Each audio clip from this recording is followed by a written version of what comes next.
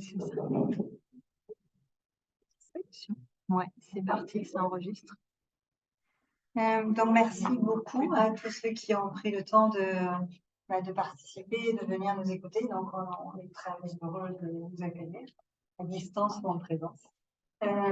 Donc, on pourrait vous présenter un projet que nous travaillons avec Pascal Bière et Véronique Robert depuis plus d'un an, qui s'appelle Ingénierie durable des produits biosourcés. Donc, c'est un projet, donc petit nom, il s'appelle IDEBio.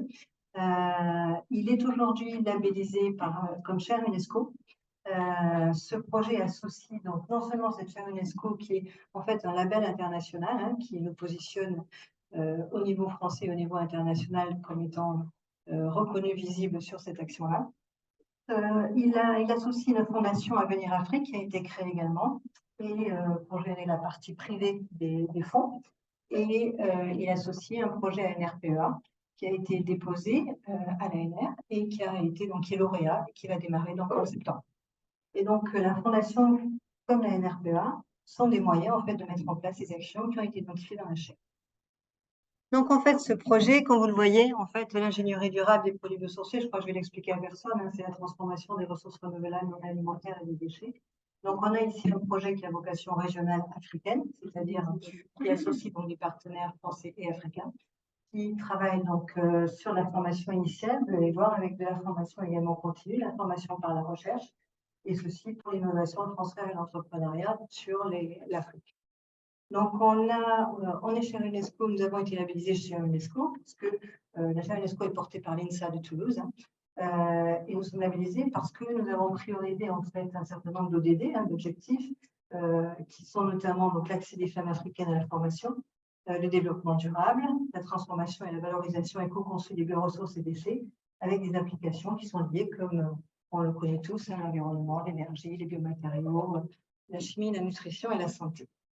Alors, si on focalise sur les priorités de l'Afrique, de ce que nous on a compris, les priorités dans les domaines d'application aujourd'hui, ce sont les bioénergies, les biomatériaux, les biopesticides, les biofertilisants et les voilà, j'ai dit bioénergie, biomatériaux, biofertilisants, biopesticides et cosmétiques. Ce sont les 5 domaines sur lesquels aujourd'hui on a bien compris qu'il y a une forte demande.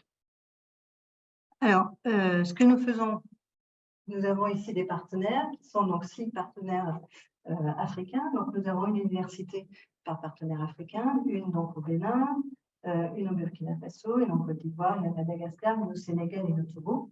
Et vous allez voir pour celle du Sénégal qui est l'université Gaston Berger, un rôle particulier dans ce réseau africain.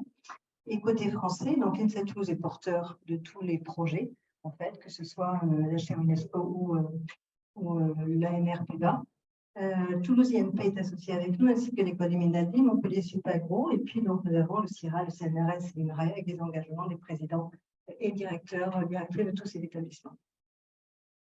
Alors, comment est organisé le projet?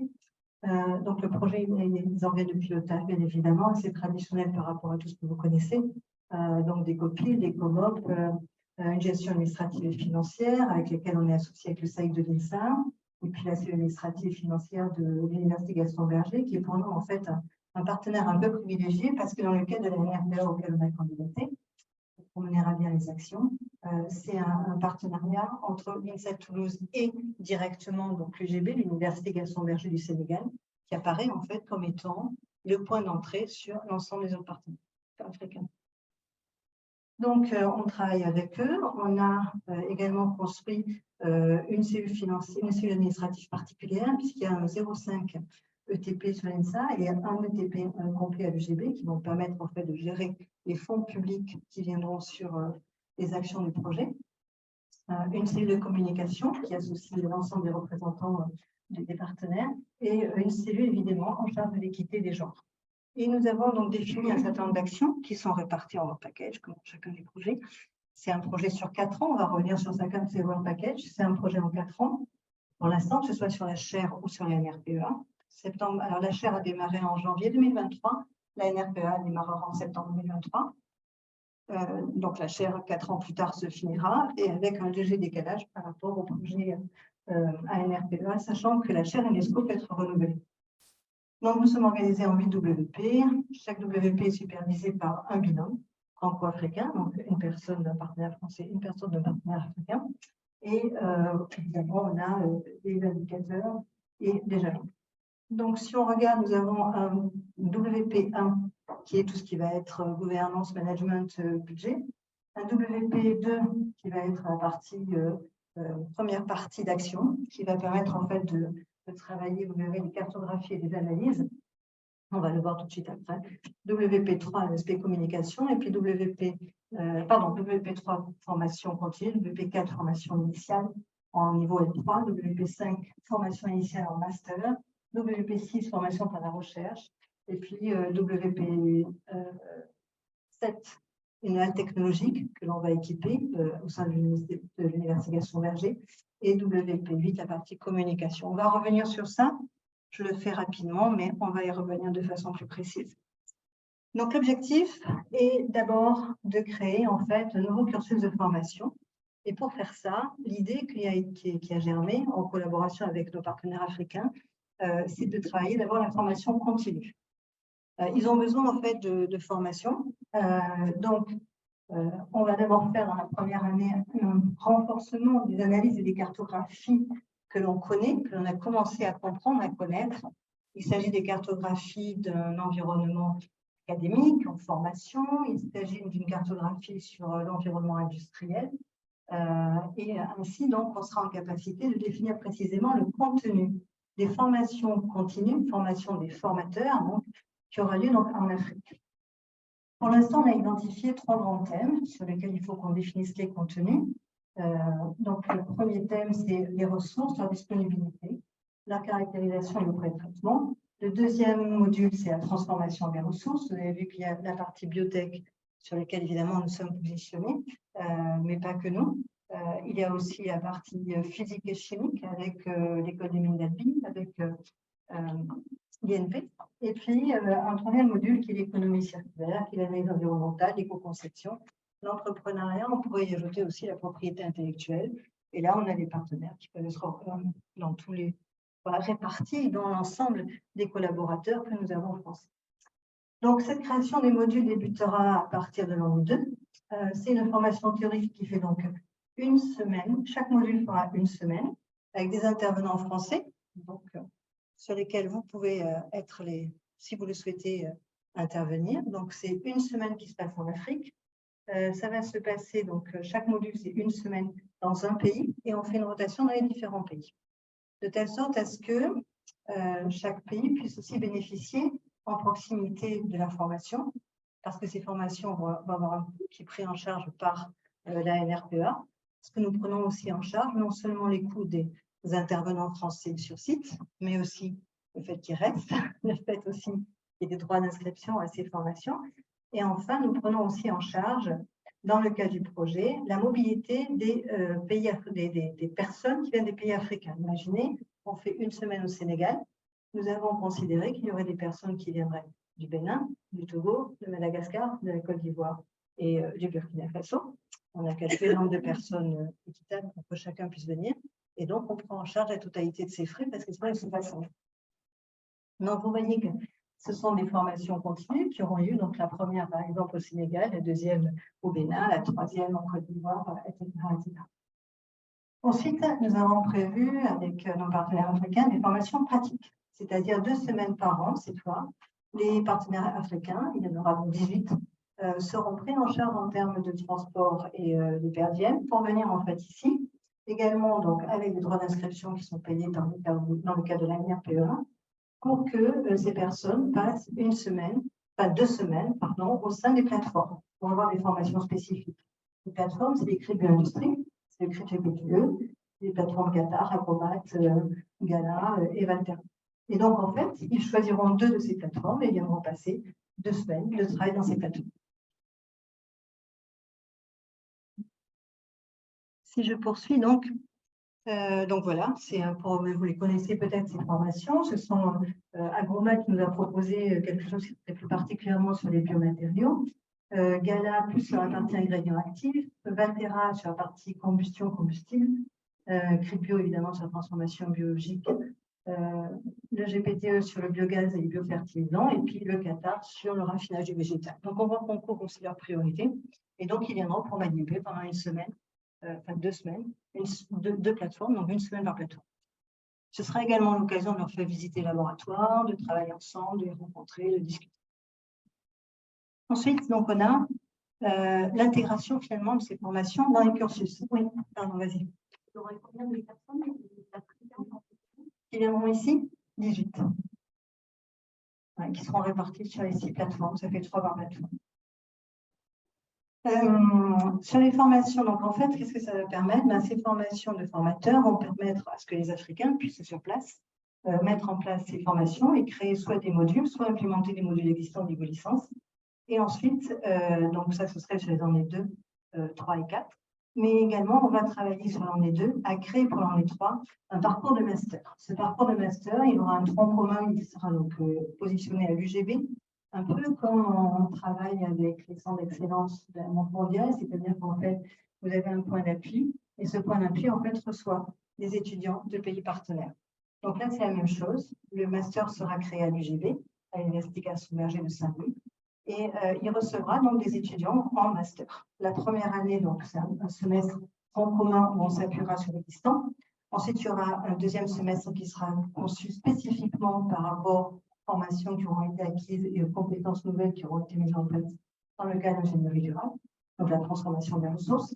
Ensuite, il y aura un semestre en M2 d'échange, c'est-à-dire qu'en fait, les étudiants pourront venir passer un semestre de spécialité dans les différentes universités africaines.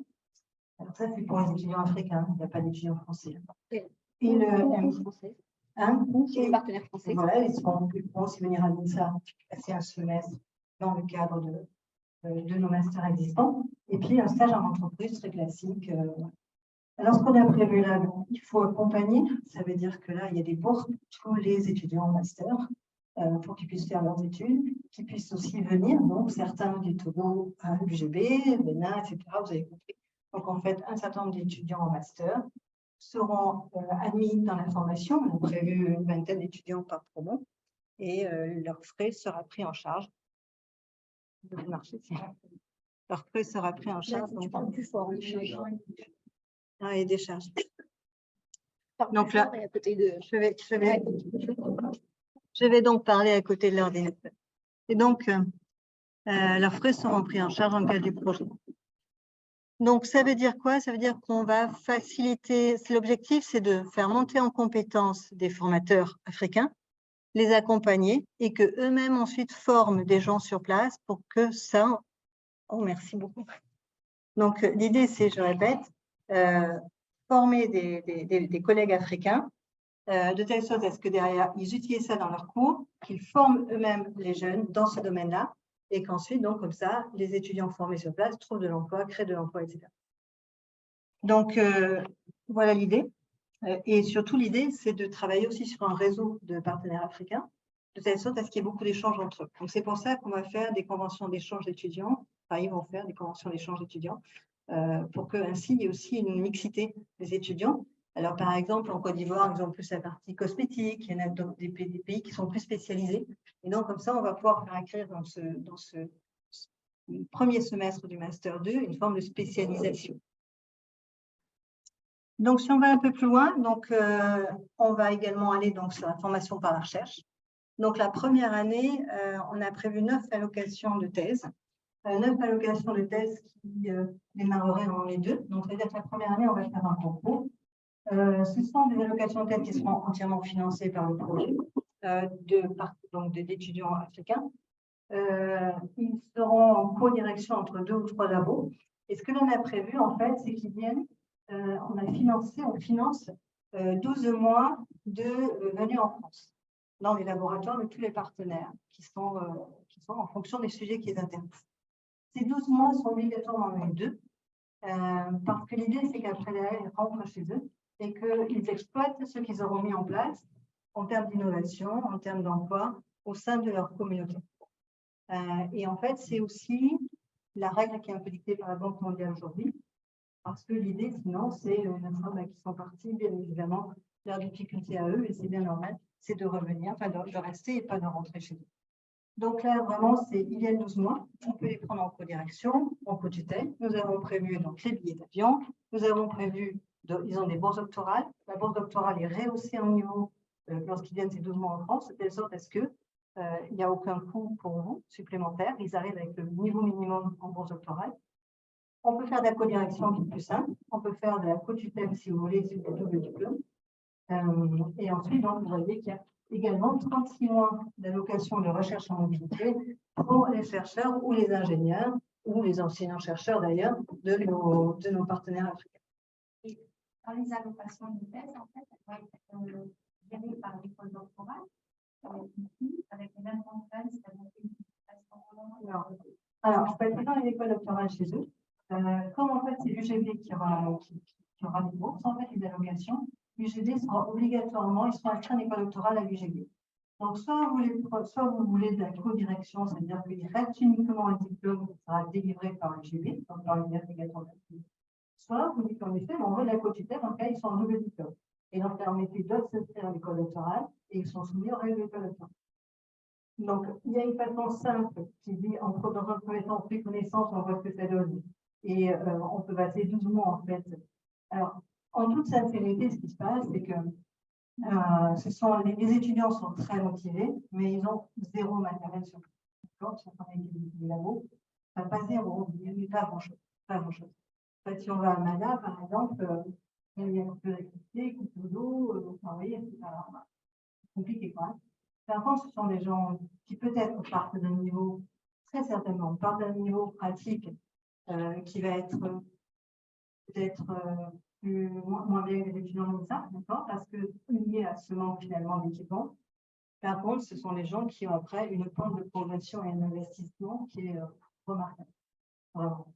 Et l'idée, c'est qu'ils ont eux aussi doivent publier, ils ont une obligation de publication, ils ont une obligation de comité d'aide, ils ont une obligation de.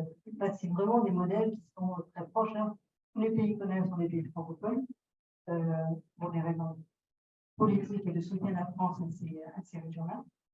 Mais clairement, voilà, après, il y a une sélection aussi qui est faite, il n'y en aura que 9 qui seront en allocation. Mais on a essayé de le faire de telle sorte que ce soit le plus simple possible. Par contre, il n'y a pas de frais de fonctionnement à l'eau là-haut. Ce n'est pas éligible. Oui.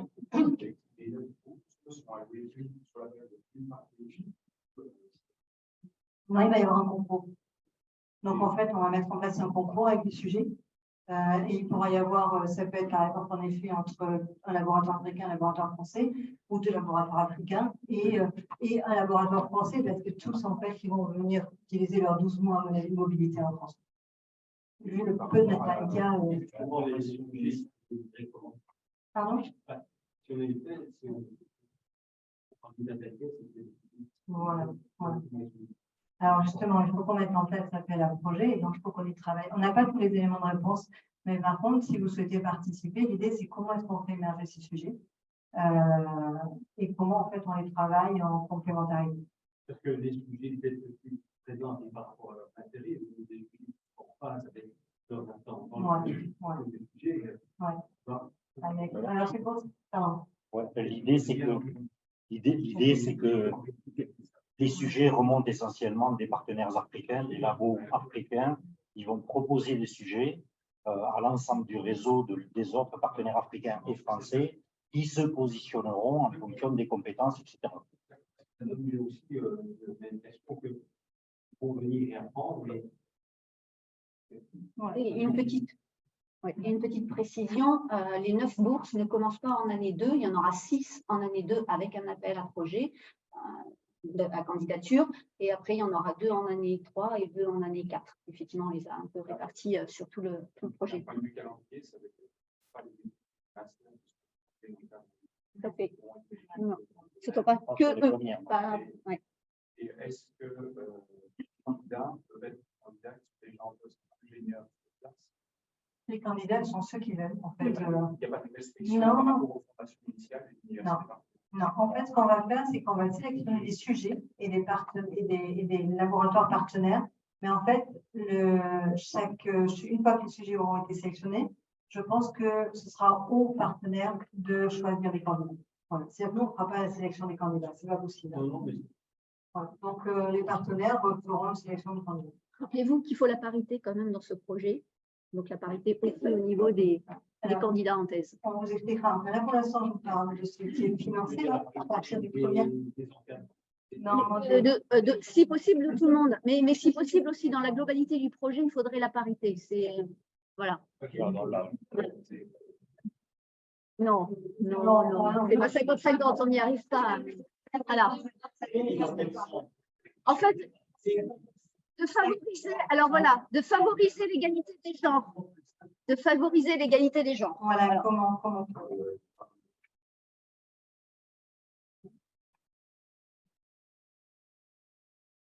Oui, complètement. Oui, mais là, ça va vite se rétablir, par contre, là. Là, Luc, tu ne vas plus être en minorité, là, ça va vite se rétablir. Alors, donc, formation par la recherche, donc des allocations de thèse. Alors, ça, c'est ce qui est inscrit dans la NRPEA. Mais, encore une fois, vous allez voir qu'on a aussi mobilisé d'autres moyens et qu'on va aller un peu plus loin aussi. Ensuite, donc, si on va un peu plus loin, donc, il y a l'équipement du NL technologique qui sera à l'UGB, l'Université Gaston Berger, sur le modèle des CRIT. En fait, l'idée, c'est de faire une réhabilitation de locaux, d'acheter des maquettes. Il y en a pour à peu près 900 000 euros sur ce budget-là. Hein. Un petit peu moins, 800 000 euros. Les 800 000 euros, ils vont acheter donc des maquettes qui seront à la fois des maquettes pédagogiques, des maquettes de recherche, sur lesquelles aussi ils pourront faire du transfert de technologie et sur lesquelles aussi ils pourront faire. Pardon? Ah, les maquettes. Ah oui, des maquettes en GC. C'est un pilote. Pardon. Un pilote en pédagogie, un pilote en recherche. Voilà. Et donc, du coup, l'idée, c'est que ces pilotes puissent servir à la fois en formation et à la fois en formation initiale, en formation continue, parce qu'ils ont des industriels qui demandent énormément à intervenir sur la formation continue, et puis sur les thèses, sur le transfert, etc. Et donc, pour eux, ce sera aussi un moyen, une source de revenus pour pérenniser un peu sur le modèle des CRIT que l'on a, des plateformes, etc. Voilà, donc ils pourront faire la prestation de services. Donc ça, ce sera l'Université Gaston Berger. Donc aujourd'hui, ce dont on dispose en termes de budget, nous avons été lauréats d'un projet pour 2,9 millions d'euros sur la NRPEA. Donc je le répète, là, c'est un projet qui associe l'INSA et l'Université Gaston Berger uniquement. Alors que si vous prenez l'ensemble du processus, d'accord, la grande coquille, en fait, c'est la chaire UNESCO qui associe 7 partenaires français et 6 partenaires africains. D'accord ? Sauf que pour aller récupérer l'argent, il y a des règles, comme vous le savez, et malheureusement, la NRPEA disait nous, on ne peut voir qu'un seul partenaire africain, même si c'est à vocation régionale, les autres devront donc du coup bénéficier de ce qui se passera à l'UGB, mais nous ne contractualiserons pas avec tous les partenaires. Donc, on a une répartition des budgets que vous voyez apparaître ici. Donc, évidemment, sur les grands axes qu'on a dit, de la gouvernance, de la formation continue, de la formation à et par la recherche et des équipements. Vous voyez à peu près la plus grande partie, évidemment, étant sur la partie formation continue et formation par la recherche. Et comment est-ce que, voilà, donc on vous présente ce projet. On l'a élaboré avec des partenaires africains et maintenant, et des partenaires français, et on a vraiment besoin que vous participiez si ça vous intéresse. Comment est-ce que vous pouvez participer? Donc, on a essayé de regarder. Vous pouvez participer comme co-leader de WP. Je vous ai présenté les différents WP, on vous enverra les slides. Vous pouvez participer pour venir en fait en Afrique faire des cartographies. Donc, on prend les mission intégralement, sont pris en charge, les vols, les per diem, etc., avec un accueil sur place par nos partenaires. Et donc là, c'est l'idée d'aller rencontrer les industriels, d'aller rencontrer les universités, de rencontrer les CCI, les chambres de commerce d'industrie et de voir en fait quelles sont les ressources mobilisables aujourd'hui. Là, on a aussi des partenaires là-dessus. Donc, quelles sont les ressources mobilisables au Sénégal, au Bénin, au Togo. Alors, on retrouve beaucoup de choses quand même qui peuvent être similaires. Et puis, quels sont les industriels que l'on peut aussi mobiliser? Quelles sont les formations existantes aujourd'hui? Quels sont les véritables besoins des collègues africains pour que dans nos formations continues, on soit quand même bien aligné avec les besoins. Donc ça, c'est la première année en cartographie. Donc là, on a besoin de 2-3 personnes à peu près, puisqu'on va faire des missions qui associent tous les partenaires. Ensuite, vous pouvez venir enseigner la partie théorique en Afrique auprès des formateurs. Donc, les modules sont à créer sur le bilan de cette cartographie. Alors, comme je vous disais, il y a un module sur les ressources, leur pré-traitement, leur caractérisation, voilà. Et puis, un module sur la transformation biologique, physique, chimique, les processus, les procédés, et puis les processus fondamentaux de ces aspects, puis les procédés. Et ensuite, donc, il y a la partie donc, plus économique, environnementale, entrepreneuriat. Et, donc, enseigner, si vous voulez participer. Donc, ça va être 6 enseignants. 6 enseignants par module et par an. Donc, 6 enseignants par module qui sont d'une semaine. Il y a 3 modules par an et c'est tous les ans. Donc, si vous avez envie d'enseigner, ça répète, vous êtes pris en charge intégralement et on essaie de voir aussi comment est-ce qu'on peut rémunérer les enseignants sur place, au-delà des per diem, bien évidemment, et des frais qui sont pris en charge.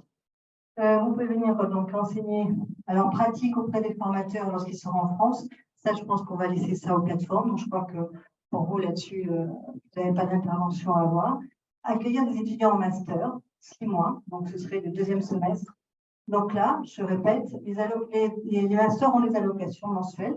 Tout ça, c'est donné par le projet. Et les laboratoires n'ont pas donné ces allocations. Elles leur seront fournies au montant qui est le montant français. Hein. Voilà.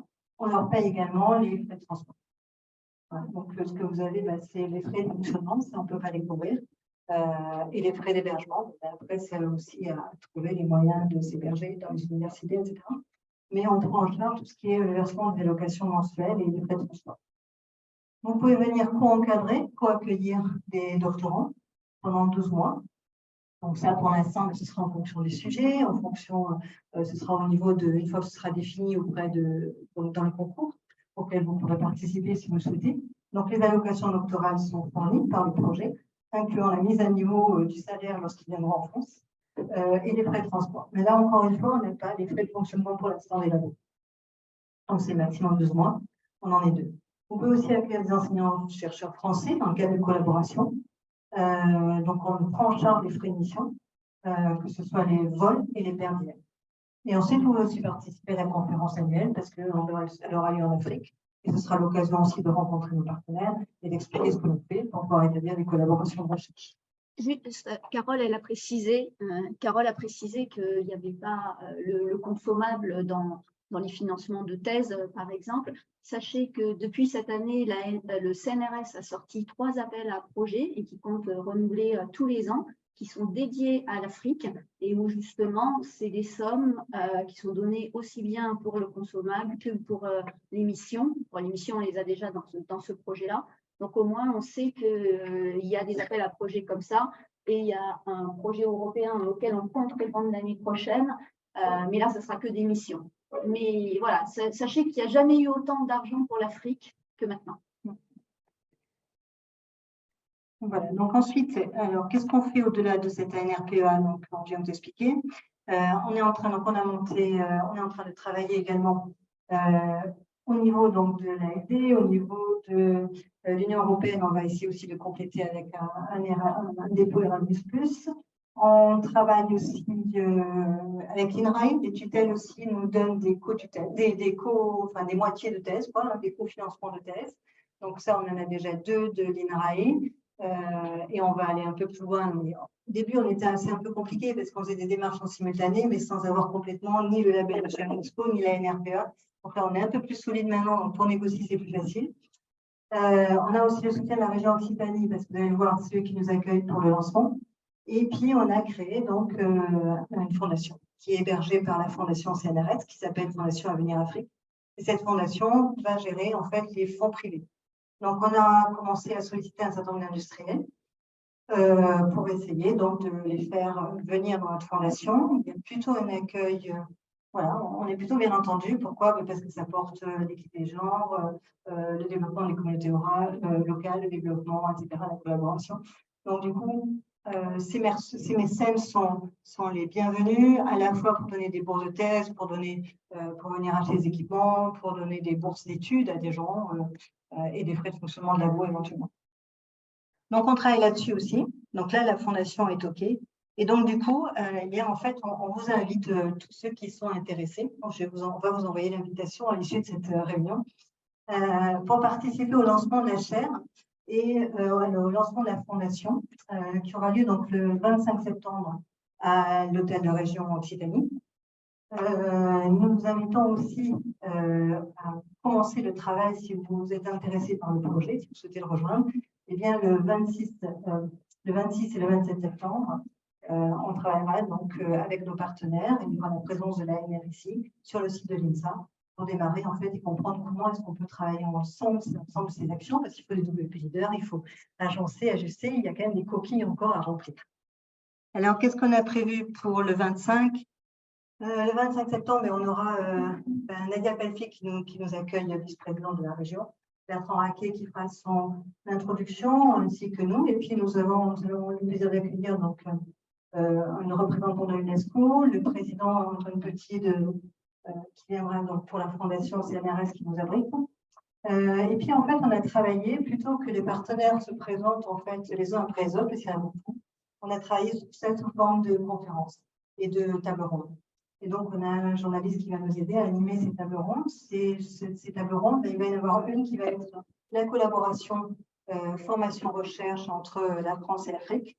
Et donc là, on aura Patrick Caron, qui est le président de l'Agropolis internationale, qui est le membre du Conseil national France du développement et de la solidarité internationale, vice-président de l'Université de Montpellier, et qui était en charge en fait de l'organisation du dernier sommet franco-africain qui a eu lieu à Montpellier.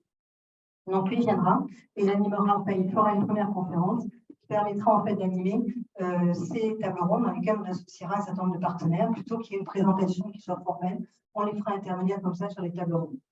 La deuxième, il y aura donc un déjeuner à midi. La deuxième table ronde sera sur l'entrepreneuriat et les collaborations privées. Là, nous avons un conférencier qui est le directeur d'Agrosphère. Agrosphère, c'est un Africain originaire du Bénin, Francis, qui vient en fait, alors lui, il a créé en fait une entreprise qui s'occupe de tout ce qui est l'approvisionnement en ressources.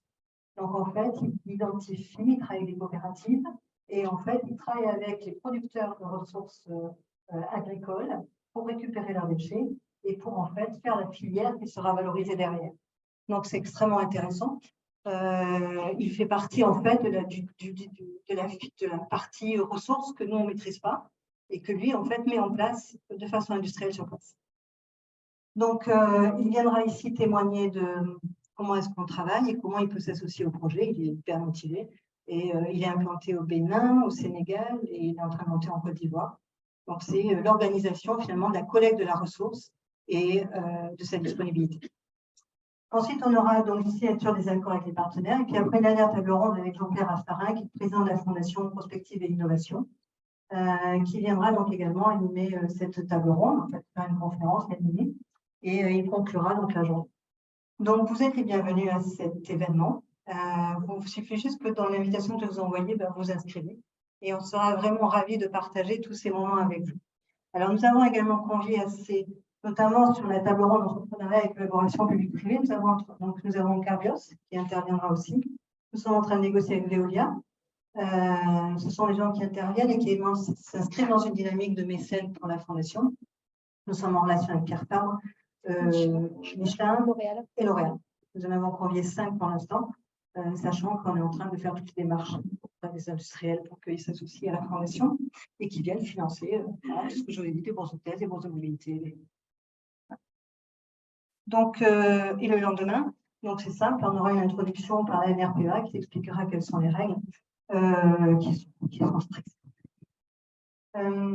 Pour des questions plus de corruption que de travail scientifique. Et donc, on aura une présentation du projet des partenaires. Donc là, par contre, on risque d'avoir l'ensemble des partenaires qui se présentent, mais bon, ce sera intéressant, vous verrez, il y a une diversité quand même entre les différents pays, il y a une compétence. Un travail en WP, et puis on fait une restitution le lendemain pour ensuite visiter les labos. On organisera une visite des labos pour nos partenaires. Et puis l'après-midi, on leur proposera d'aller visiter tous qui seront contents aussi. Voilà, donc inscrivez-vous sur les 2 journées ou sur les 3 jours.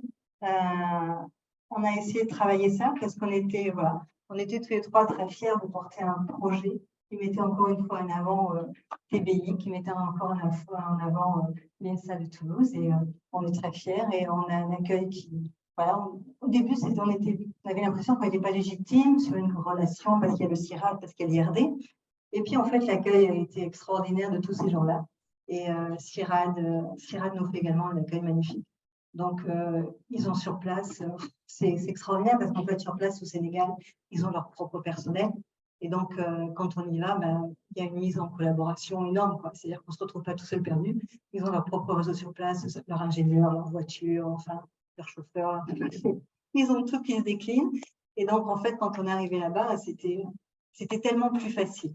Voilà. Donc, j'espère que vous vivrez cette aventure avec le même plaisir que nous. Et Véronique et Pascal sont vraiment ceux qui sont à la manœuvre, parce que je pense que je fais 5% du travail et Oui, 95% du travail, c'est eux qui le font. C'est pour ça qu'on te fait parler, parce que sinon tu ne fais rien. Vous voulez que je parle parce que je ne fais rien, je vous répète comme vous n'entendez pas, mais c'est vrai. Donc, merci infiniment pour ce beau projet.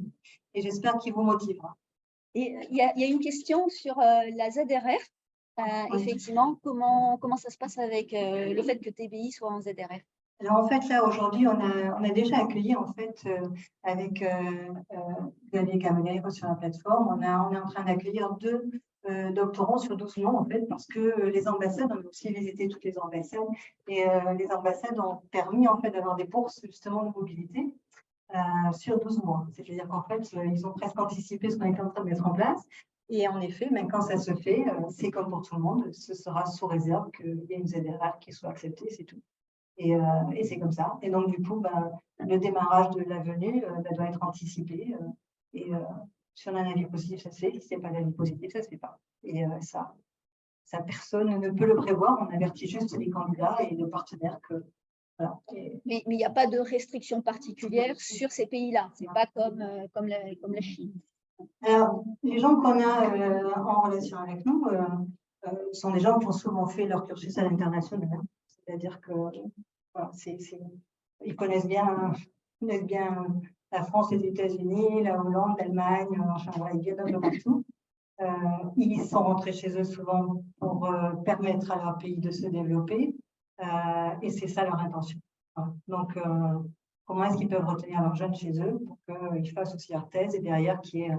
Donc, ce qu'on voudrait aussi, c'est que dans chacun des thèses, il y ait un chapitre sur comment est-ce qu'ils peuvent transformer finalement leurs travaux en innovation, faire l'entrepreneuriat derrière, des startups, etc., ou s'intégrer dans une entreprise. Donc, il y a aussi Nestlé sur place, par exemple.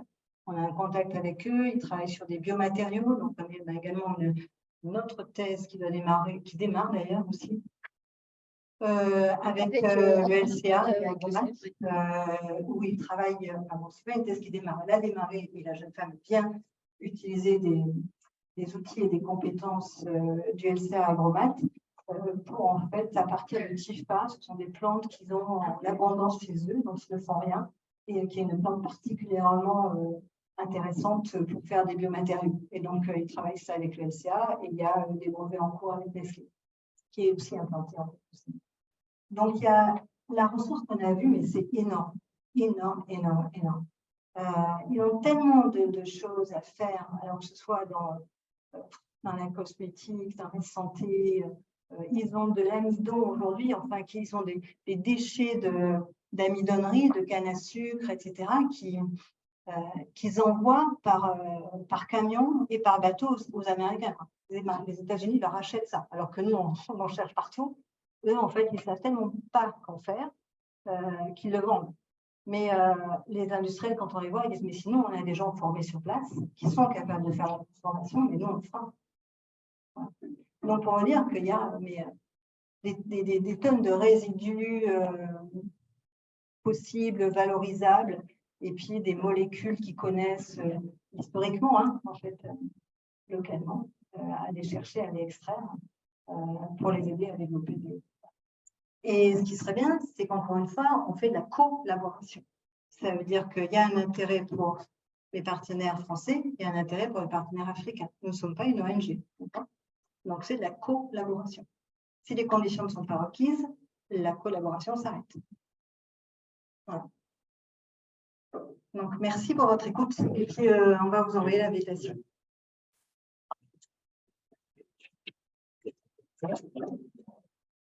Est-ce qu'il y a des questions? Peut-être, je ne sais pas, en distanciel ou pas? Moi, je voulais quand même rajouter, Carole a déjà dit qu'il y avait 3 thèses déjà qui ont commencé. Donc, elles n'ont bien sûr pas commencé avec l'ANR, avec le financement de l'ANR PEA. Et donc, ça veut dire qu'il existe des financements ailleurs.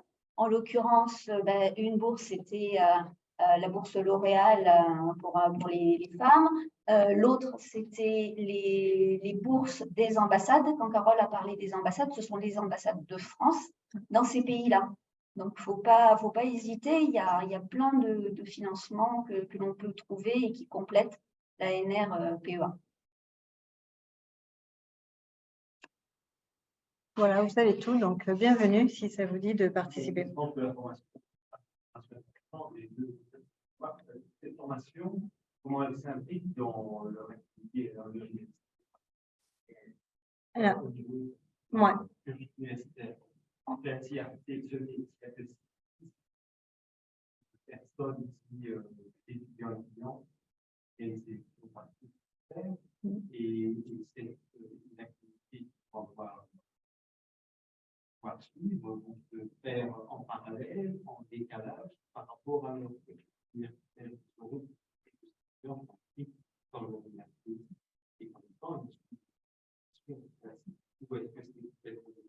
non, c'est indépendant en fait. C'est le master. Voilà.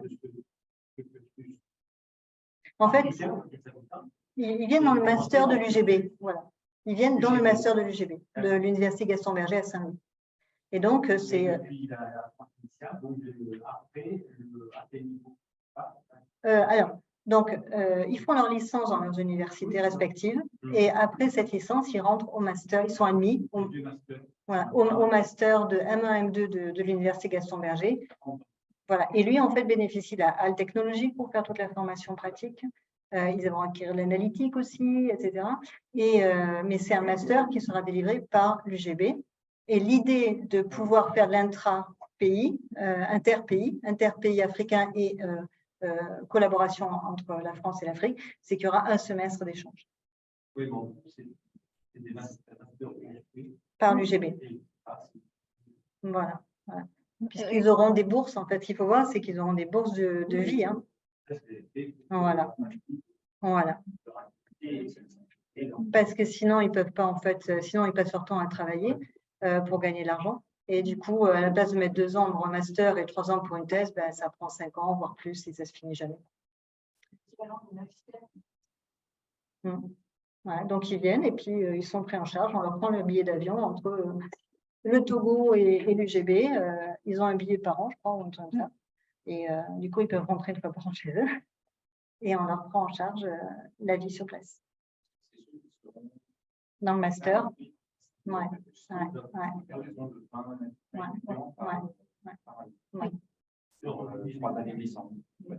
Deux simplement, la 3e et la 4e année. La licence, ben, il n'y en aura que 2. 2025, 2026. Il n'y en aura que 2. Pour l'instant, dans le cadre de la NRPE, on n'en a que 2 corps. Voilà. Voilà. Ouais. Oui. Si ça marche, ça marche, on fera d'autres financements. Ouais. Ah oui, il y en a. Voilà. Voilà. Exactement. Il y a forcément tout un travail au fil de l'eau, d'organisation du projet, de recherche de fonds, pour que ça puisse perdurer, forcément. Mais voilà, il faut y trouver de l'intérêt, hein, évidemment. Sinon, voilà, je répète, hein, on est dans une collaboration. Ouais.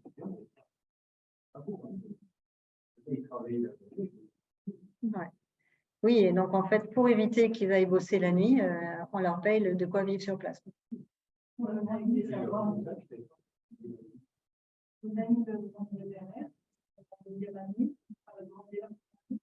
Ouais, je pense. Il faut bien les anticiper. Ouais. Tu as raison, il faut anticiper la demande ZRR. Après, il n'y a pas que chez nous qui viennent. Ah non. Ils viennent chez les autres partenaires français aussi. Oui, mais chez nous, il faut les anticiper. Oui, tout à fait. Mais ils peuvent aller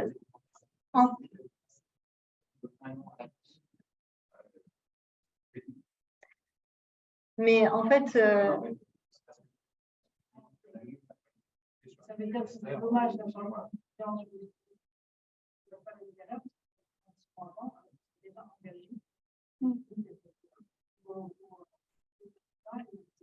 Mais après, il y a le temps aussi, hein, c'est en fait, quand ils seront en master à main, tu sais, quand ils seront en master à main, Luc, du coup, on peut aussi les sélectionner à ce moment-là pour leur stage. Hein. Tu vois, enfin, il y a un processus à voir, tu vois.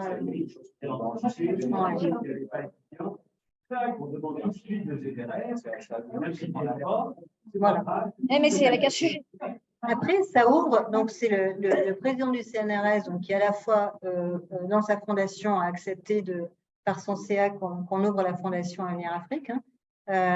Et donc, c'est lui qui soutient aussi beaucoup. On apparaît dans les priorités. Véronique a été faire un séminaire en Afrique du Sud et on apparaît dans les priorités du plan du CNRS dans la collaboration avec les pays africains.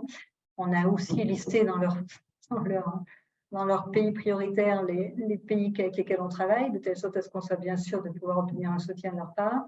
L'INRAE a son projet SARA et on est aussi inscrit avec eux là-dessus.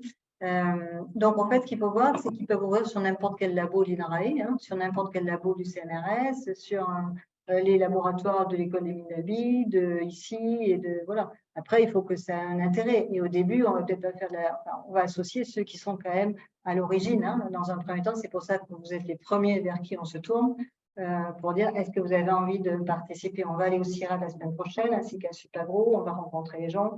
Mais il y a de la place pour chacun des partenaires. On a fait attention que dans la cartographie de la première année, on puisse associer des partenaires de l'INSA Toulouse, des partenaires de l'INP, de l'école des mines d'Albi, qu'on ait une forme aussi d'équité dans la distribution des moyens. Voilà. En fait, c'est un boulot à faire en amont pour faciliter, si on veut, et on a des GSI qu'on a reçu hier, sur un discours qui est assez sympathique, avec des choses différentes. On constate que parce que les ambassades financent et que finalement ça passe à la fin, donc ok, ça va passer. Donc là-dessus, c'est tout ce qu'on a remonté, notamment des ambassades et les différents ministères qui travaillent entre eux. Donc après, on monte dans leur laboratoire. Donc ça, on a remonté hier. S'il y a des choses, allez-y, on a. C'est évident que tu as raison, les ambassades ne font pas une sélection des candidats sur un accès restrictif. Hein. Ah non, mais bien sûr. Donc, il faut être vigilant. Quoi. Voilà. Je voulais juste savoir si ce projet-là avait un lien avec le projet MIET. En fait, c'est à la fin. Moi, j'ai répondu à un appel d'offres pour MIET. Et donc, c'est au niveau de la Commission européenne. Donc, c'est tout à fait la même philosophie. Ça implique les pays de Troyes, ça implique l'Université d'Aix-Marseille et Bordeaux. Et donc, il y a cette histoire-là de former des formateurs là-bas sur place. Alors, c'est Côte d'Ivoire et Togo. Et donc, là aussi, pour accueillir des étudiants en master. Alors, ça commence le master et puis après, sauf qu'à l'université, c'est nettement moins bien structuré que votre projet. Et donc, je ne sais pas si vous connaissez là, s'il y a eu des liens.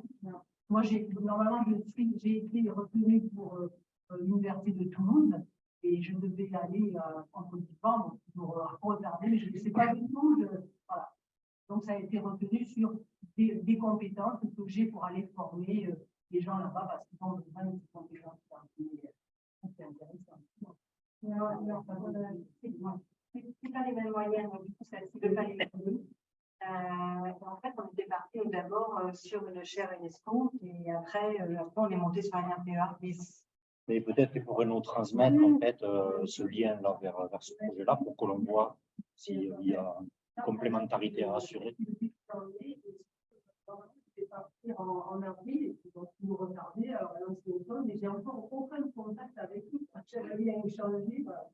Donc là, en fait, si vous êtes intéressé pour intervenir, donc que ce soit sur les cartographies, sur les formations initiales, je pense que là, en fait, il y a un grand nombre de mots qui savent faire des choses qui pourront leur transmettre sur les ressources, sur la caractérisation de traitement ou sur la transformation par voie biologique. Voilà, il y a tellement de choses à faire. Sur l'analyse de cycle de vie, voilà, je sais qu'on a des compétences ici.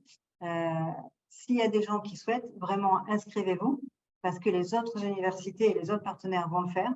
Et du coup, on fera après une répartition des compétences et des besoins. Voilà. Donc, n'hésitez pas, vous êtes vraiment les bienvenus et on serait ravis de vous associer. Donc, nous, on est vraiment très heureux de porter ce projet pour vous, avec vous, voilà, donc, et avec nous aussi. C'était une de nos... Voilà. Merci beaucoup. Surtout, inscrivez-vous pour en savoir plus et surtout au kick-off.